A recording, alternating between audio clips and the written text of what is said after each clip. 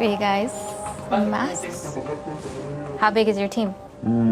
Between 10, 15, up to 20 people. Right here, Mexicali, U.S., Mexicali, and Trafficker.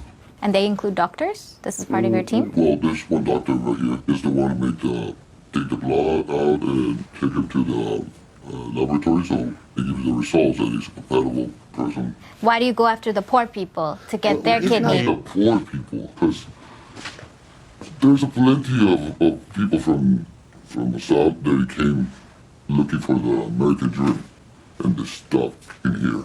They don't have jobs, they don't have nothing right here. So talk to them and offer an easy solution.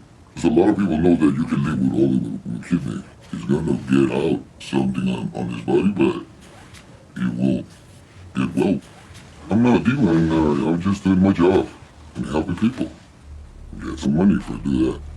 The organ trafficker tells me that he pays off corrupt medical staff to get lists of kidney patients in U.S. hospitals. If they're interested in his service, they have to send him a blood sample. So your U.S. clients, going back to the U.S., because that's what I'm really curious about. So you have Arizona, California, Nevada. And closer the Oklahoma. Once the doctor and his gang has tested the sample, he scours the streets of Mexicali for homeless migrants whose blood is compatible with the American client. He lets us follow him as he preys on the most vulnerable. As soon as I started asking him how licensed trading engineer in Mexicali, they started showing me the problem that he had. So that's when we started to convince him. I tell him that I got his money.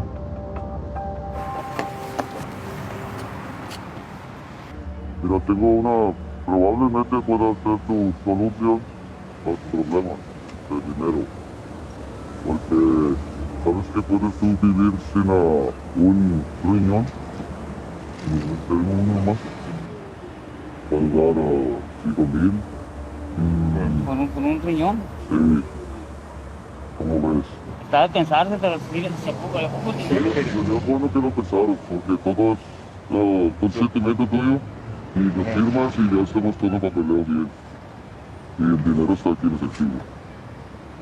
Pero solo tenemos que hacer unos exámenes para ver tu compatibilidad para ver si vamos a hacer el trasplante. Estoy seguro que ustedes no que ustedes una y tomar que ustedes no. Sí, porque en la familia también pues sí, aquí pues ahorita está muy dura la cosa y... Eso sería bueno. ¿Cómo tú me hablas en qué tanto tiempo? To my left, there's rows of homeless people just laying on the street. And this guy came from that same alleyway. People can live with one kidney, but it's a highly complicated surgery. Only the most desperate would place their life in the hands of a black market surgeon. Organ trafficking, organ harvesting is a hideous crime. For the facilitators, this is just business.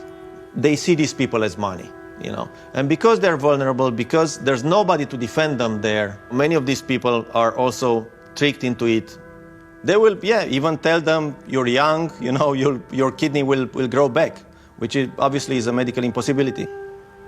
I mean, there are so many risks involved with these illegal surgeries that are performed in places that sometimes aren't even hospitals, in places where there's no hygiene.